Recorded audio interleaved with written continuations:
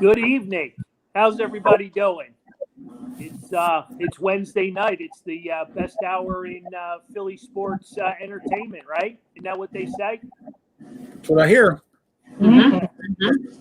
So we got Lauren, we got Anthony, we got John, we got myself. I'm Carl, for those who don't know, and it's This Fan's View. So we're gonna throw it over to John. John's got he's got all the good stuff. He got Who Wore It Best. He's got fantasy football recap, and what else do you have, John? Oh, then we got some other sports talks. We got some trades to talk about. We got some other topics to talk about with baseball and football. So we got a lively hour here. But to start it off, we got number 38, Curt Schilling, ended up winning that, beating out Larry Christensen and Cecil Martin. So that was well deserved there win for him. This week is a little bit of a toss up here.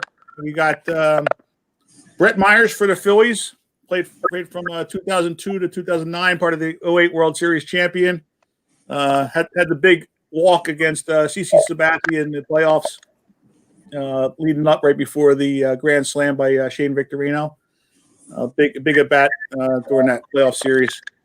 For the Eagles, we have Quentin Demps. He played here from 2008 to 2009.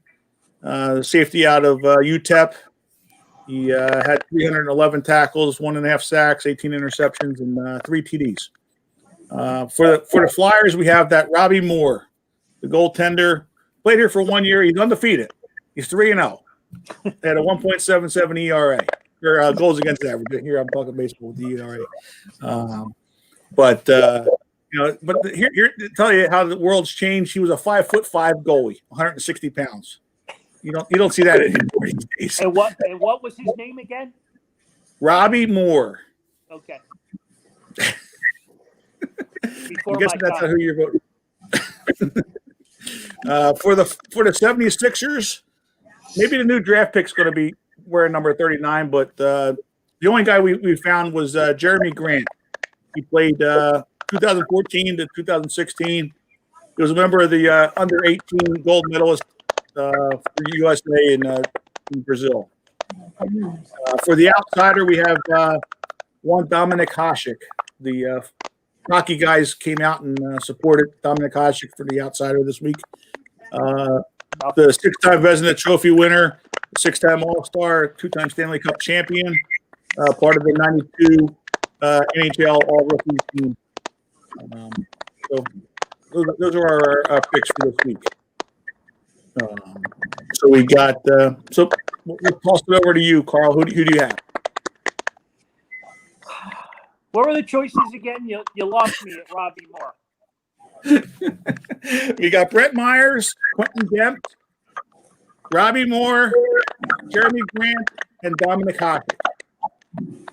I mean, as much as I would love to throw my choice to the Dominator, I can't vote for an outsider, so I guess I'll go Brett Myers. There you go. Lauren, who do we have? I will also go Brett Myers. There you go. Anthony? Yeah, I'll do the same by default. Yeah. All right, and I will go with that as well. So wow, we got a clean sweep with Brett Myers. We had a clean sweep last week, also, right? We have. We've been on the same page as a group here in This Fan's View. So. And do any of us have an opinion on Curt Schilling getting into the Hall of Fame this year? I mean, Is this his year? How close was he last vote? He's right there. I mean, it's that close. Yeah. I don't know. I mean, It was pretty close last year. He just missed. if he gets in, I mean, there's a lot of guys that deserve to get in if he gets in. That's all I'm saying. Personally, I mean, I feel like if he gets in with some of the stuff that he's done outside of baseball, you know, I feel like there's a lot of other people that should get in as well. Yeah. Yeah. I mean, I think that they're saying this year's a little bit of a down year for the first timers coming up. So that might help him get his the extra votes that he may need.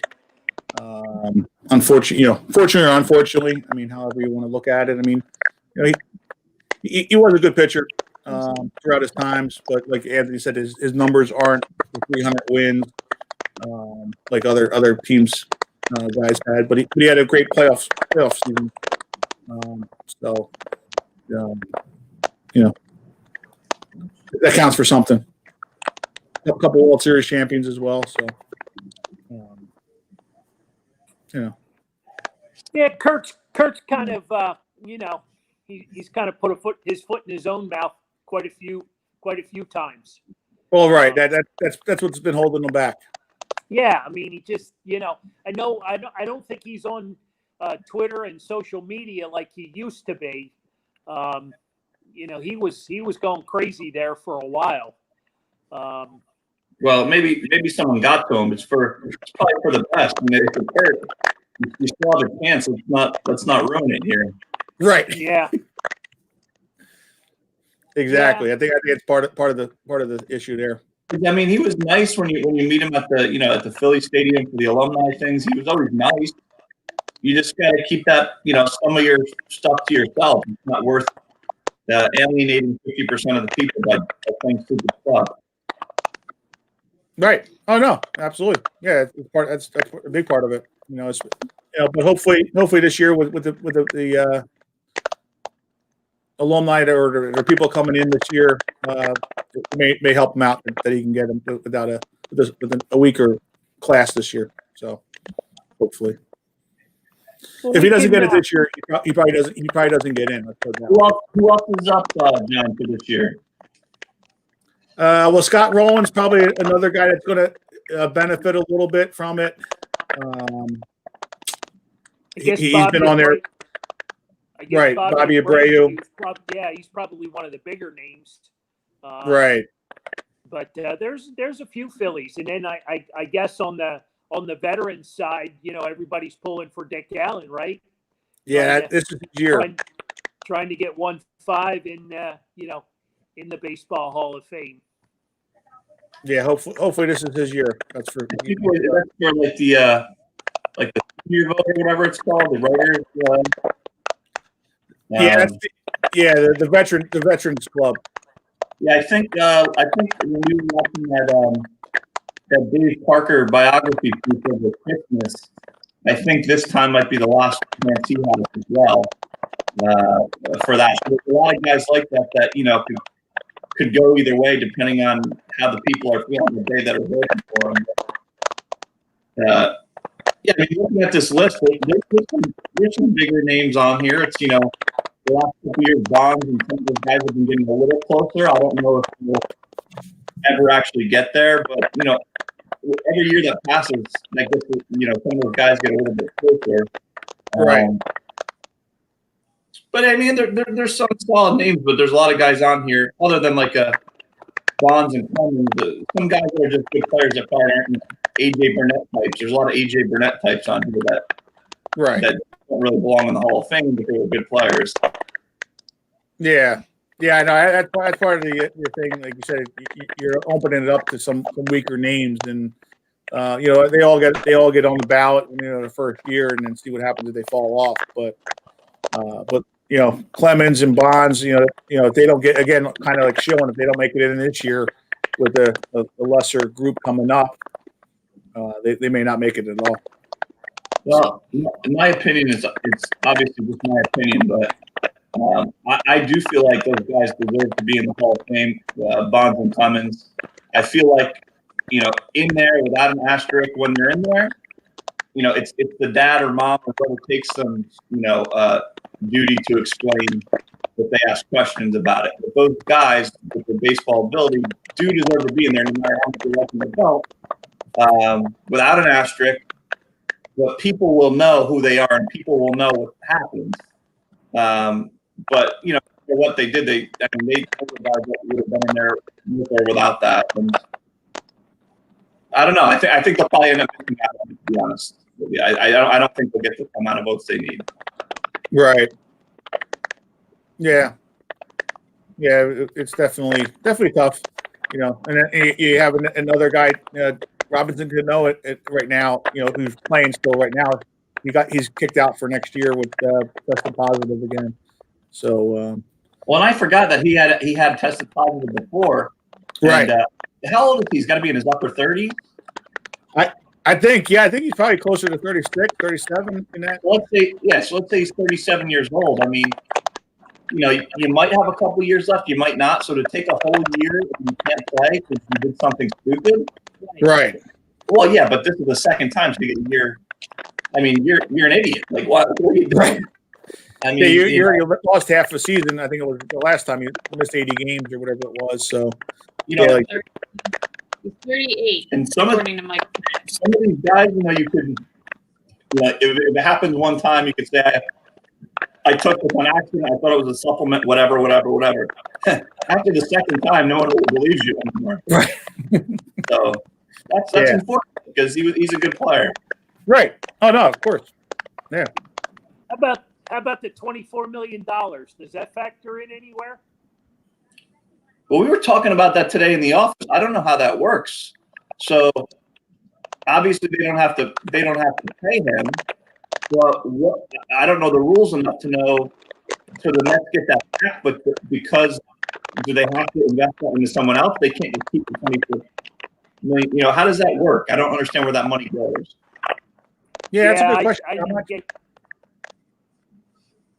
Yeah, that's a good question. I don't know if it still would count against that number for the luxury tax.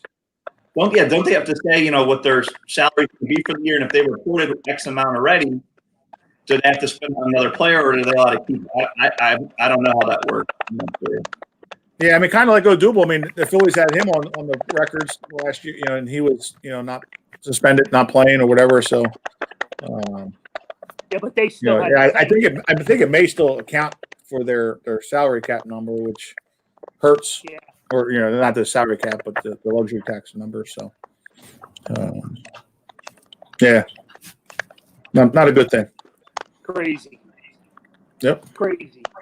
Well, I guess while we're talking about baseball just for a minute, what do you guys think about this whole Theo Epstein thing? I mean, as soon as it happened, as soon as they made the announcement with the Cubs, I said it's a matter of seconds before someone in Philadelphia is going to be wanting to get Theo Epstein. I mean, that's just a given. One, do you think it's a possibility? And two, do you think that he'd want to come to Philadelphia in its current state? I think no. He came out and said he doesn't want to go to Philadelphia or New York with the Mets opening job right now. He's going to take the year off.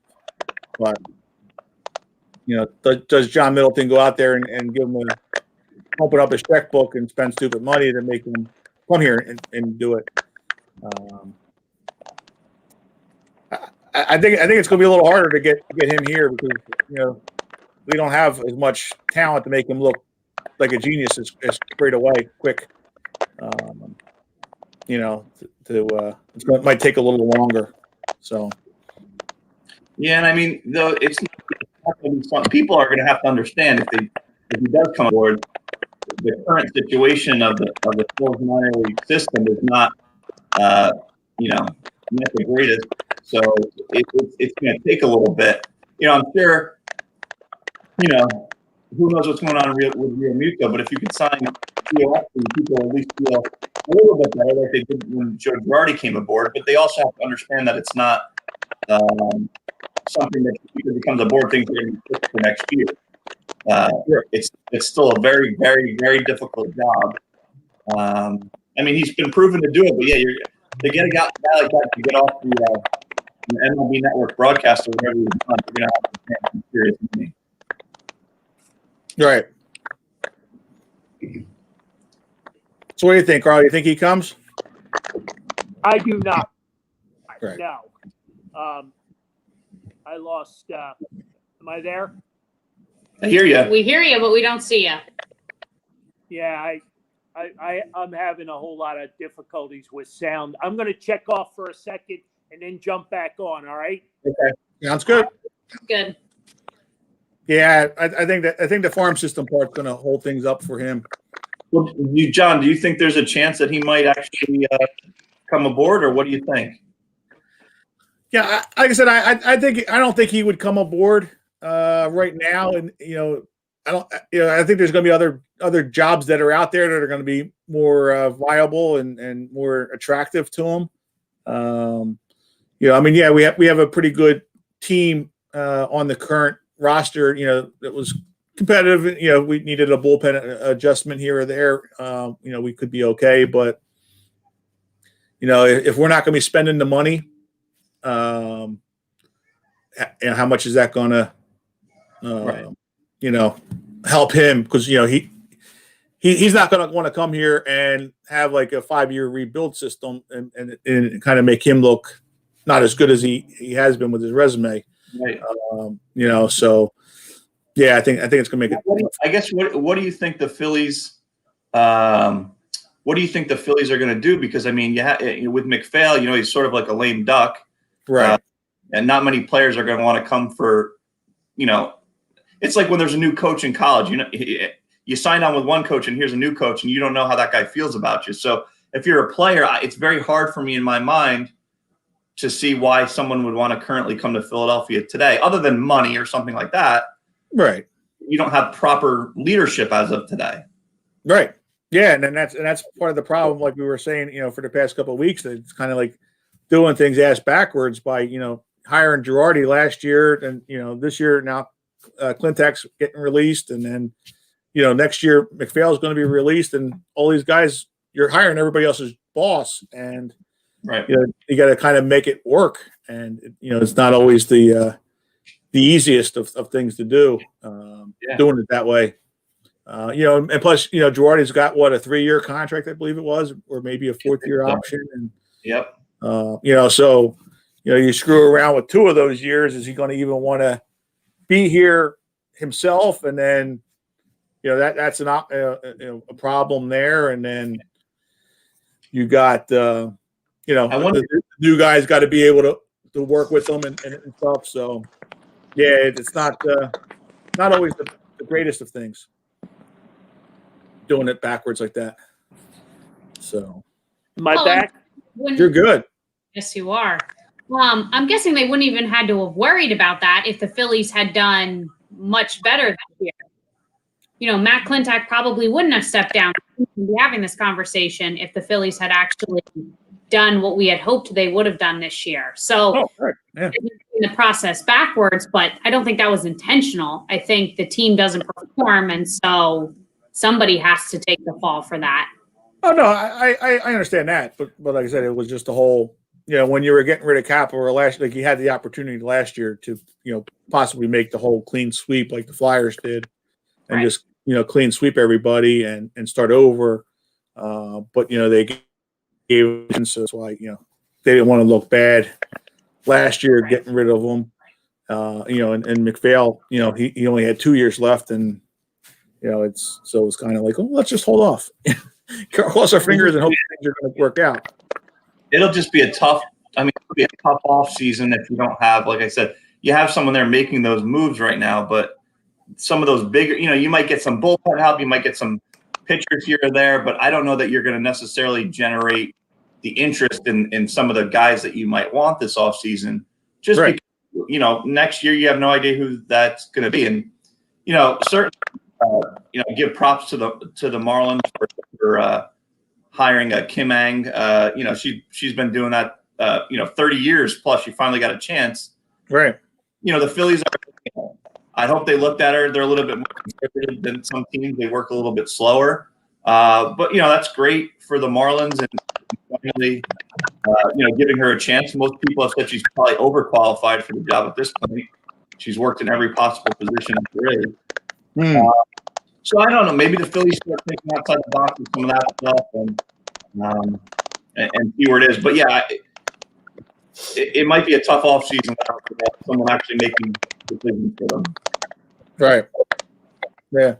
I mean, the assistant general manager, he left from the Atlanta Braves, which would have been nice for us to, get him, a guy that would have, came from a system that knows how to draft pitching, and that kind of stuff that would have helped learn how, the inside workings of the Atlanta Braves within our division and that kind of stuff. And so, yeah, I mean, people are moving. The Phillies don't think that people are going to move during this pandemic, but people are shaking and moving. So, well, John, before we get off baseball, has there been any rumors, anything, updates with JT or anyone? I mean, where are we at with since last week? Any updates? Not too much. I mean, I think New York's kind of heavy on him, but I don't know that JT wants to be there in New York. So I'm not sure unless he has to, go there because they're throwing that much stupid money at him that he has to go there. And I think too, a lot of it, teams are kind of not colluding right now, trying to see who's going to be the first team to blink and throw out the big contracts out there to see what's going to go happening.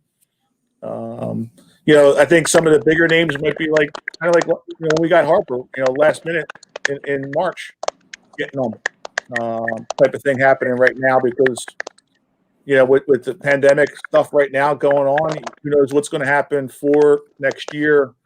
That's the interesting thing, John, is that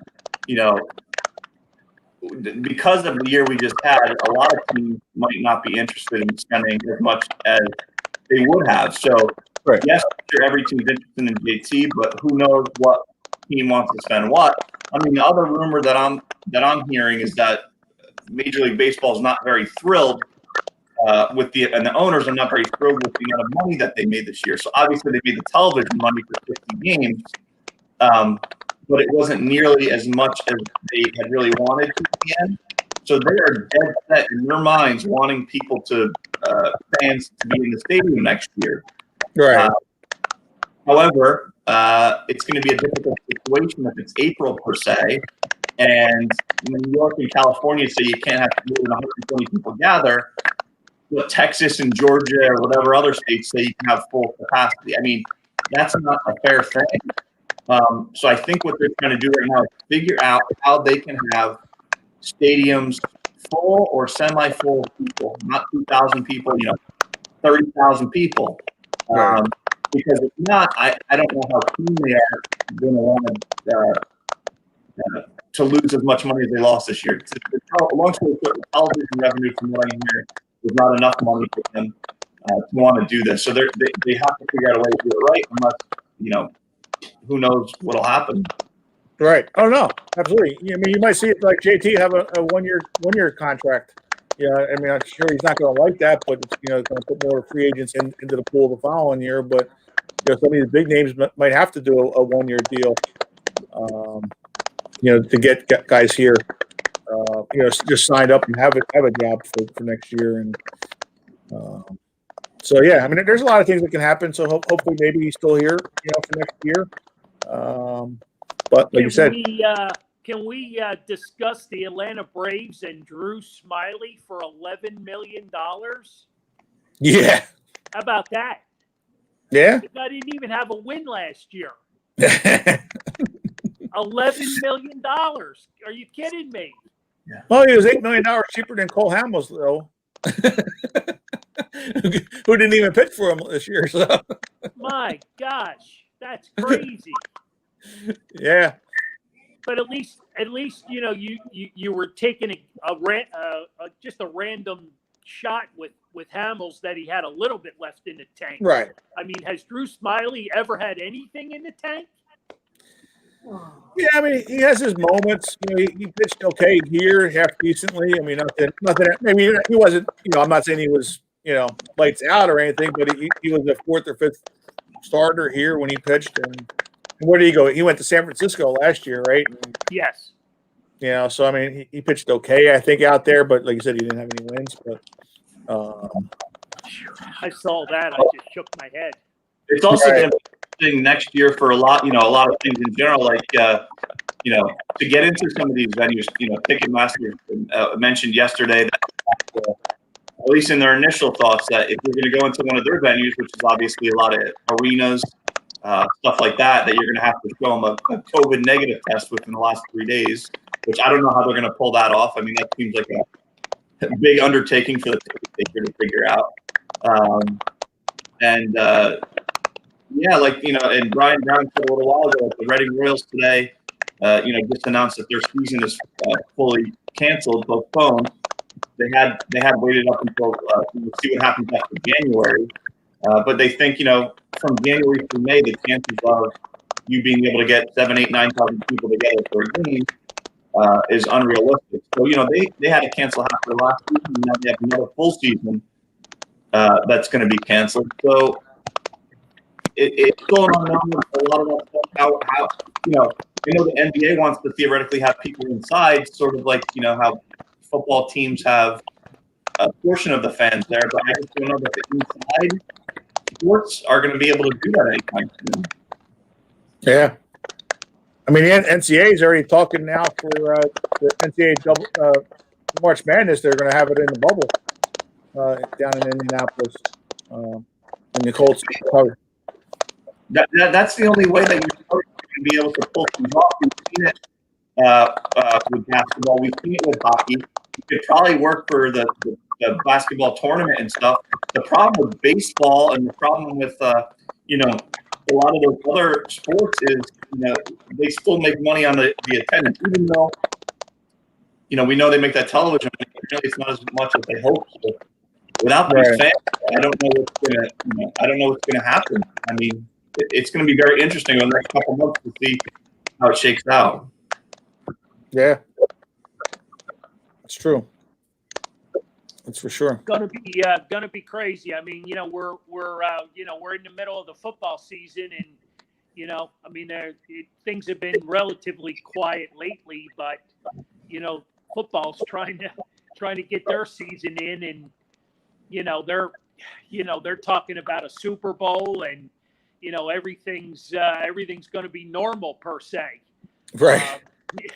When you're talking about the biggest stage, and you're going to let how many people in the stands, it just I don't know how any of these owners are going to survive with not making any money. I mean, right. It's just a bad situation right now all around. You're talking, I know these guys are the wealthiest men in the world, but still, you know what I mean? You're chopping into some big pockets. And I just don't know how they all survive, especially some of these weak market teams.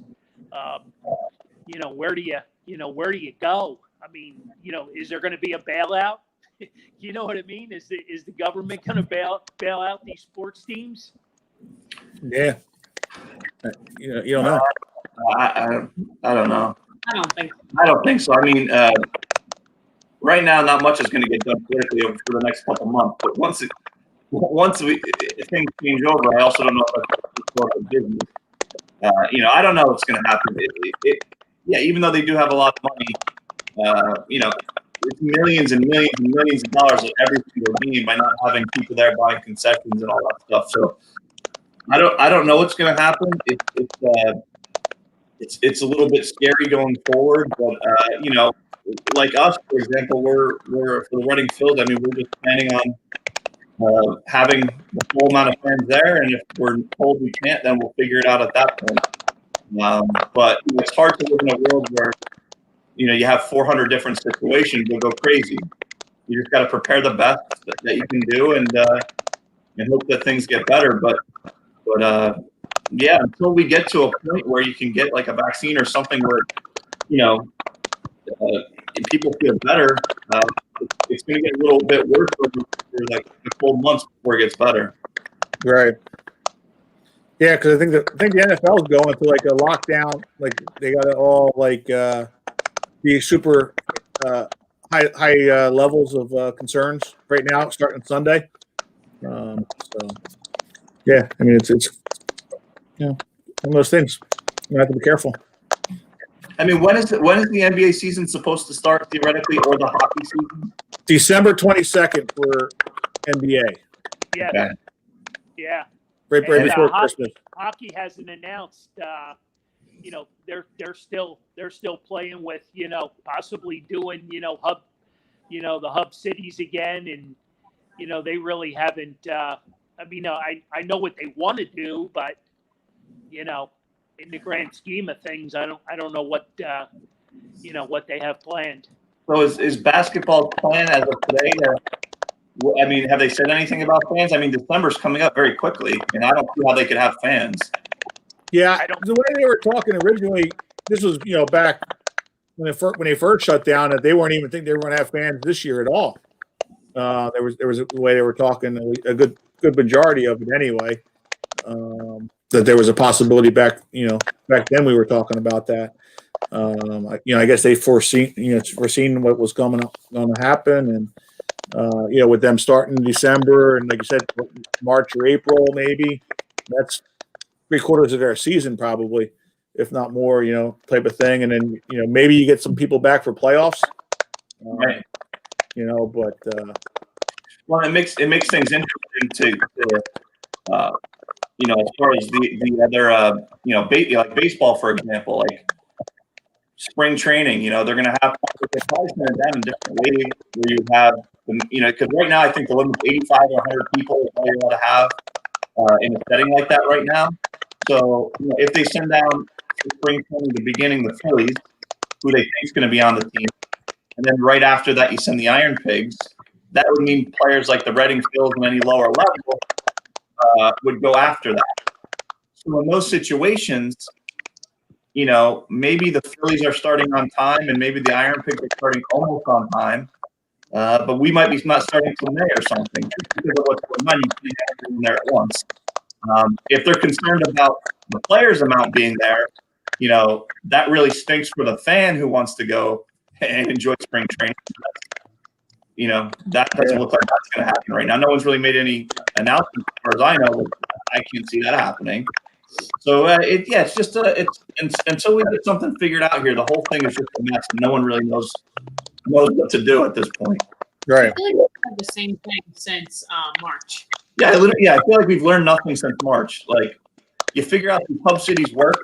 The negative part about them is they're not making enough revenue, the teams say.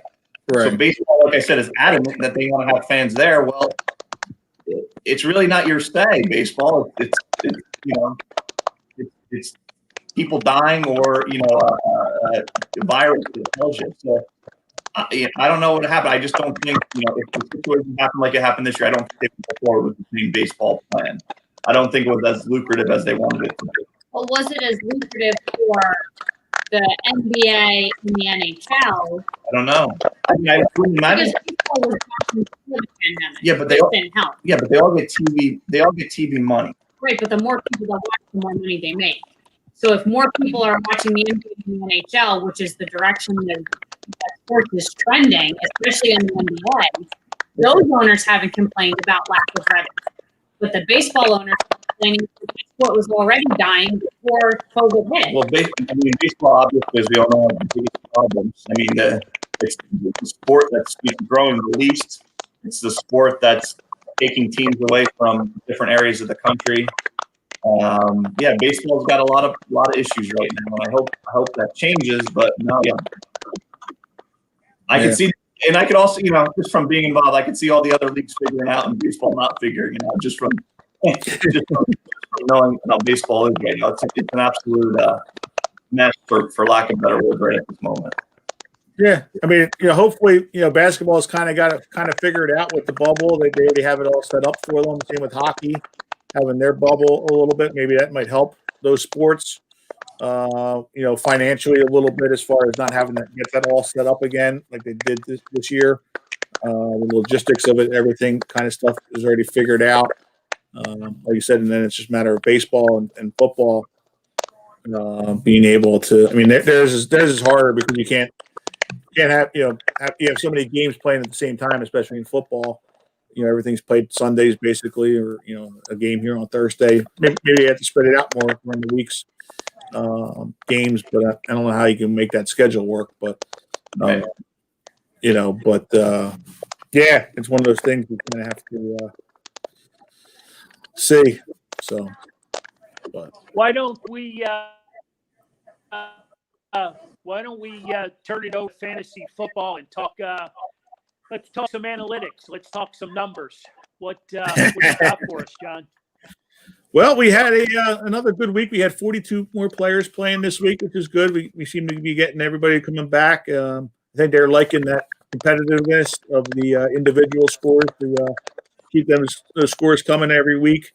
This week we had Kyler Murray was the high winner with that Hail Mary pass. He ended up getting the viewers there a couple extra points there at the end of the game. He ended up with 30.9 points. So, but unfortunately, it wasn't enough to beat me this week for them. I saw that head fake. Did you also vote as a viewer? What's that? Did you also vote as a viewer? I did. Of course, I did. I didn't win again, but I still got the high point leader though throughout the whole season. How do you play against yourself? Well, it's you just vote. You can only pick different players. Because you can't pick the same players because we have a different list than the viewers do because of each week. So it's just fun. It's all good. I didn't win. I ended up like 10th or whatever. I mean, Odoran David beat me this week. So it's all good with it. It's 10 weeks now. We have 10 different winners. It's been working good that way with our experiment there with the individual scores. It's just something fun just to be able to see how good I'm competitive.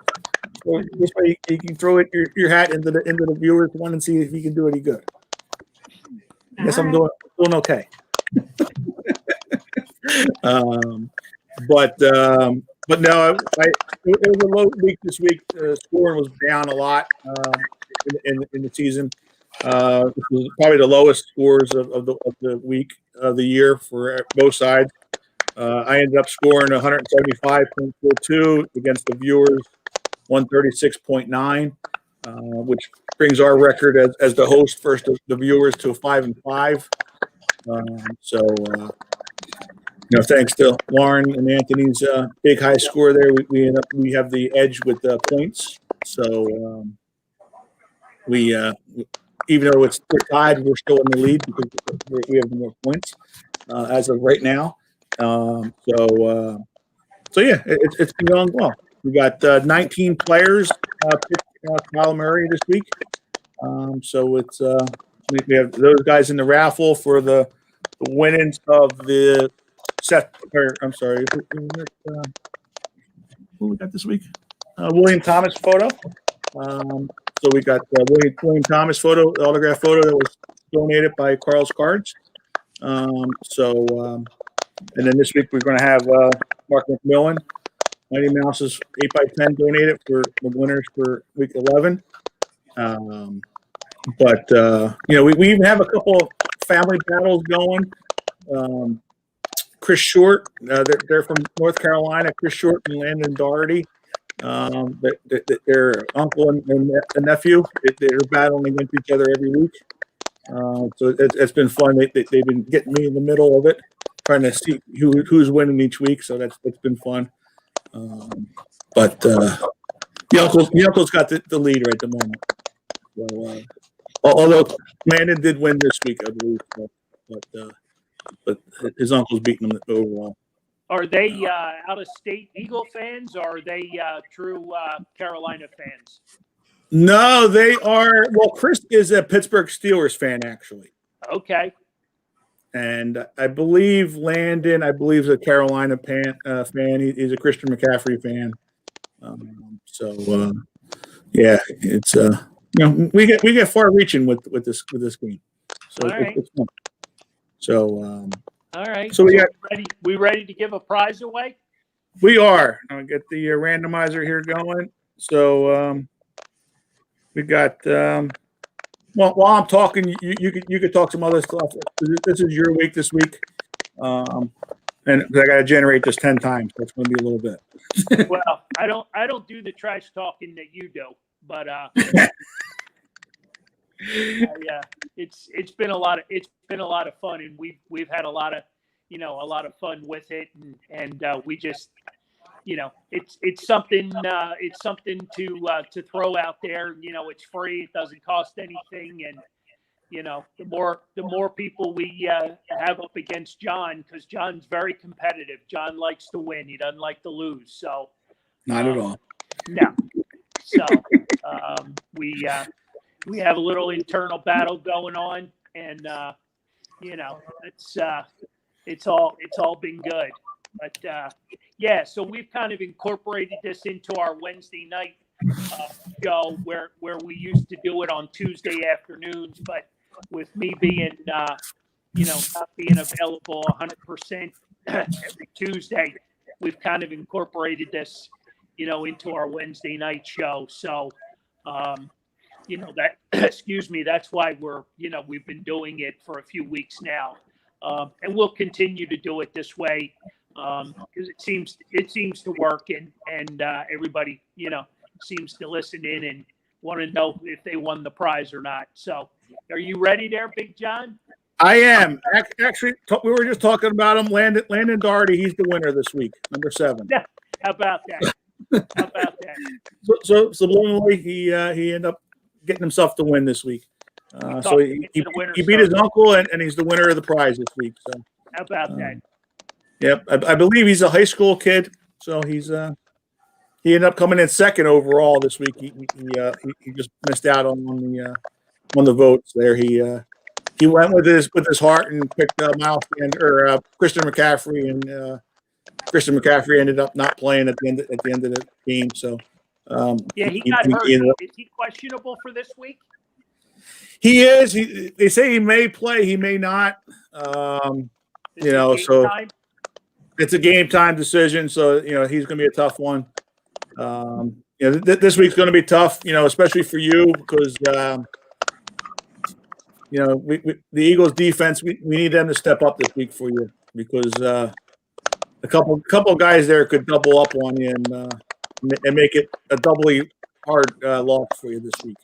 Watching the Eagles.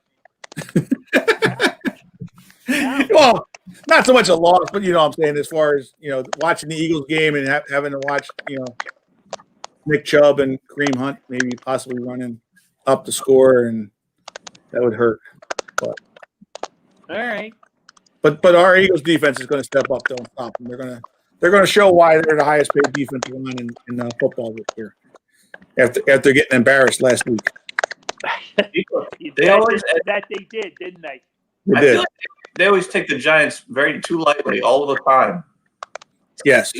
They won the other game, I get it, but the Giants always come to play against the Eagles. I don't know what the hell's going on there.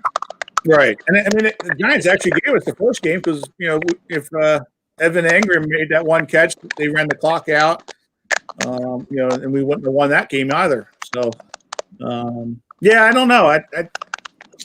There's something going on. Carl and I we get into arguments about it. We're trying to figure out which is actually the right thing. But I think we're both right. I think everything's wrong with the Eagles. We want to pinpoint one thing here or there, but I think there's a lot more than just the one thing that's the problem with the Eagles. Games like that are the reason that people get mad at Carson Wentz, right? So you see flashes of greatness sometimes, but then a game like last game, he did like nothing. And Jones is running all over the place, making you look foolish and helping the team win the game. Carson Wentz has to win games like that. It's enough excuses after a while. I don't want to hear about the line, anything else. He's the quarterback of the damn team. You got to win the game. Is Lauren holding a knife to your stomach right there? I literally said nothing. I said nothing about that. We've been on the same page with that for a long time. No, I agree. Carson obviously isn't having a good year this year. As much as we want to say, but I think there's a lot of factors involved with that, and whether that's an excuse or it's not an excuse. I think there's a lot of factors, as well as him not playing well himself with his mechanics and that kind of stuff. I think the wide receivers aren't running the proper routes.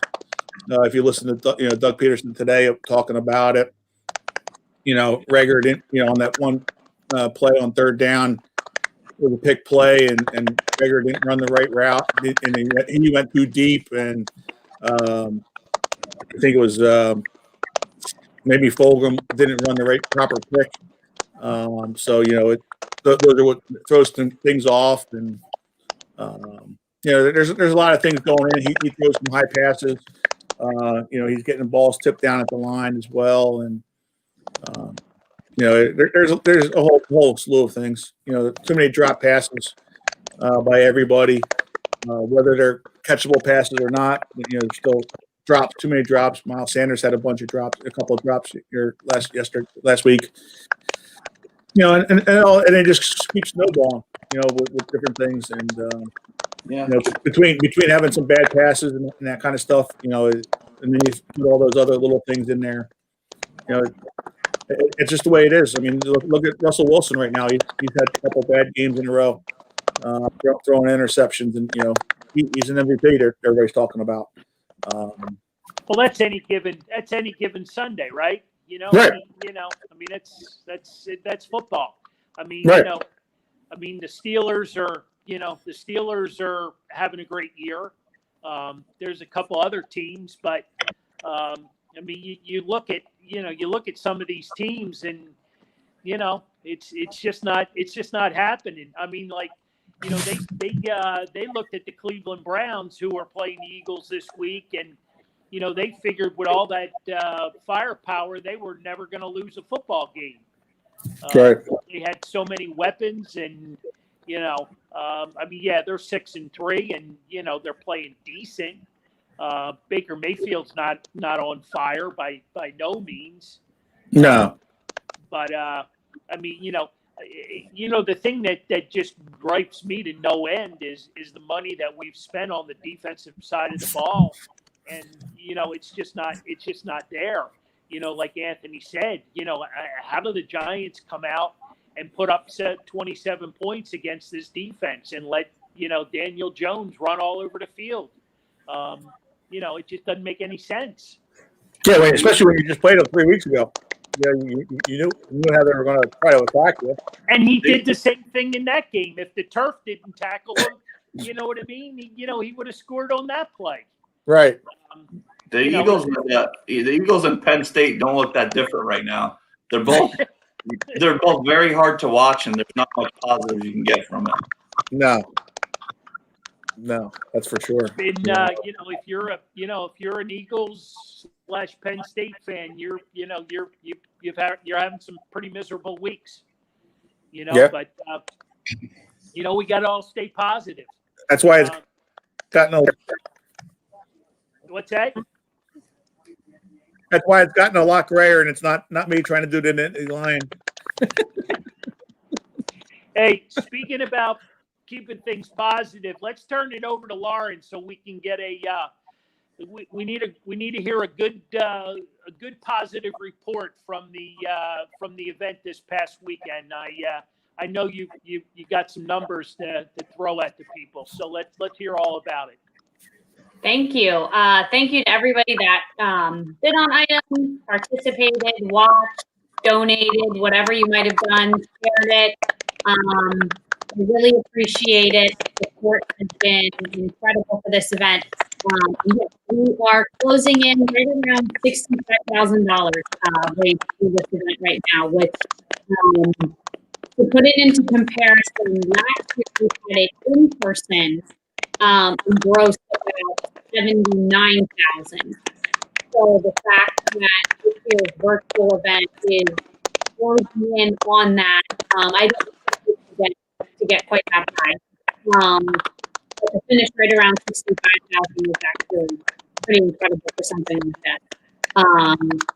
So I appreciate everybody who supported that event and was a part of it. As we crunch all the numbers, it's fascinating to see that we'll end up probably netting more than we did last year, just because of the expenses that we didn't have this year. So renting out a venue, catering, drinks, all kind of stuff. We'll probably end up netting more, which is insane to even think of. But that's thanks to all of you guys, all the sponsors, Carl's Card, all the donors and everything like that. So yeah, all that money will be put to real good use over these next couple months to take care of the animals that come into the shelter. Very cool. Very good. I know you put in a lot of work for that, for sure. Yeah, you've got something else coming up, right? This weekend, you got another event going. Yeah, so this is completely separate. This is an event that has always been an online thing. It's called the Extraordinary Give. It is actually based closely to our shelter, so it's primarily for Lancaster County nonprofit. So that's why we're able to participate, because we have a shelter in the nonprofit hospital in Lancaster County. So if you just Google Extra Give, it'll be the first thing that pops up. Last year they raised like $11 million in 24 hours, and we were lucky to get about 40,000 of that. So yeah, it can be a pretty massive fundraiser in a very short amount of time. So we are hoping to hit that same amount this year. So on Friday, I'll be sharing a link to that again. If anybody missed their opportunity to donate for this auction or wants to donate again, feel free to do so on Friday. It starts right at midnight Friday and goes until 11:59 that night. There's different things throughout the day, amount of donors in 1 hour, we get X amount more, that sort of thing. But overall, for us to raise about $40,000 in 24 hours will be pretty remarkable. So that's this Friday specifically for our Lancaster Shelter and Vet Hospital. Gotcha. Have they seen an increase in animals being surrendered up there because of you guys not having your facility open in Reading? Has there been a... Not really. We were concerned that was going to be the case initially. But honestly, the people in Reading, and it goes both ways.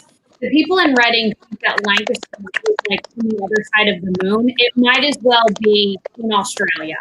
So the idea of, well, I found this dog and I can literally drive it 35 minutes to another shelter, or I can be burdened to find another place to take it, they would rather take the latter. Because the idea of taking it, having to cross the county, I guess. So no, we really don't see much of that at all. There are some other resources in Berks County for folks to utilize if they find an animal or they need to surrender an animal. So it's not like we're the only game in town. We're the best game in town, but we're not the only one. So folks do have a few other options. And a lot of times people know somebody who's willing to at least hold on to the animal for a couple of nights or try to get it back to its owner. We've tried to equip most police stations with microchips. So if your animal is lost, their microchip can be scanned, assuming you got your animal microchip, and then they'll return it back to its owner for you. So nice. That's a nice way to combat some of the strays that come into the shelter, especially cats, because so many cats get loose at different times. That's why you should microchip. Yep. I did that to Tyler and Kyle too. I keep telling them it's right in their shoulder. Yep. And they keep looking for it.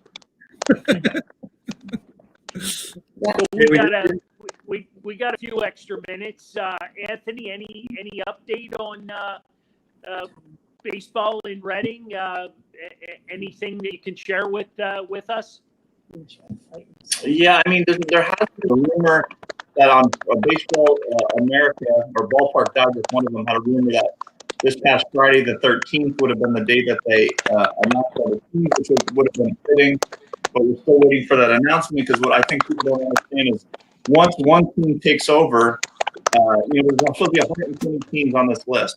Once one team takes place of another team, as long as that market was on the list, they have to fill it. So for example, the Houston Astros just took the Sugarland Skeeters, which is an independent league team, as their AAA team or the AA team, one or the other. But Round Rock Express, the team that they had, was on the list for being one of the 120 teams that are okay. Same thing happened with Rochester. The Minnesota Twins went to St. Paul, and but Rochester has been told they're going to have a team. So I think the delay is they never thought, hey, when you take a team away, and we left the market on the list, what team is playing on that list? Right. So it's not as easy as you think. There really hasn't been much happening this week other than, like I mentioned, yesterday afternoon they announced Sugarland will be an affiliate of the Houston Astros, which makes sense because they want to put all teams much closer to their main affiliate. Right.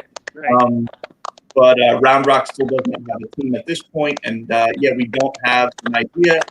The latest rumor is by the end of this month, so before December 1st. And other than that, any other thing on the baseball front, which we had talked about a little, was Tommy Lasorda in the hospital, having some heart issues. I mean, he's older. I think he's 92 or 93, so that's not the best scenario, but obviously we wish him well. Speaking about well wishes, our good friend Bobby Shantz is home. He had fallen and broken his elbow and hip and went to rehab, and he's home now. Our good friend Bill Mattis spoke with him the other day and said he's a couple weeks out from being good as new.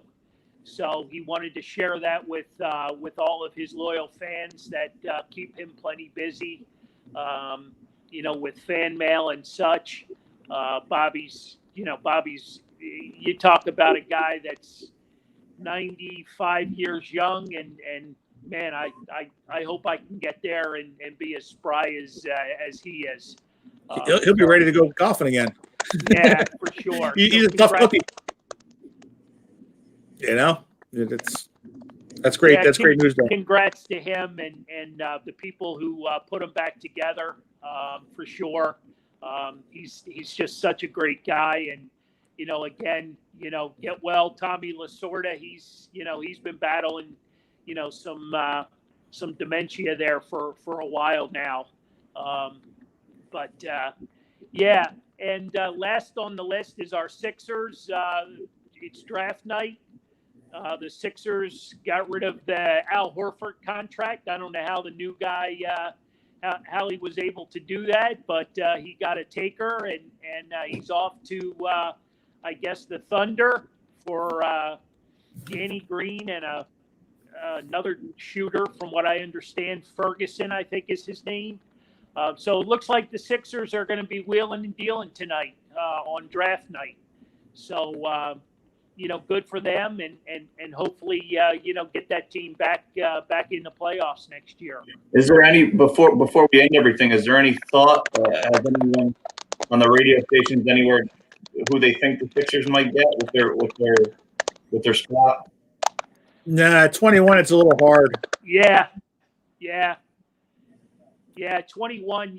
Depends on what the first 10 do, and see if anybody falls into their lap, unless they end up doing another deal, and package up that draft pick. And I know Danny Green's a shooter, so hopefully that'll help Ben Simmons and Joel Embiid. Right. We'll see what happens. Whoever the best shooter is at that position when it comes out, that's who you got to get. You know, Right. have him, being a young guy, behind green and stuff like that to be able to come up, and we need shooters. Yep, for sure. Well, we killed another hour, and I just want to thank everybody, and I can certainly start the takeaways. And mine is congratulating Lauren for a job well done last week, and not just last week, but the culmination was Saturday night for her big event and the money raised for the animals. And congratulations, you do a phenomenal job, and keep up the good work. I'll hand it over to John for his takeaways, and everybody have a great week. Everybody just get your votes in for fantasy football tonight. We'll have a little extra time. I think we got like 23 players the last time I looked, and everybody's getting the last minute votes in. So when I get home, I'll get the last ones tallied, and so get your votes in. Keep spreading the word. Thanks to everybody for coming out and playing. It's really been a fun year so far this year. Hopefully everybody's enjoying it. This is Carl's week, so Carl's going to take us over up to 6-5. Carl, we need you tonight. Got it. You this week. Got it. We got because then we got Lauren and Anthony next week. To get that gap going. We got to get that record back up. Because again, like you said, I'm competitive. I don't like to lose.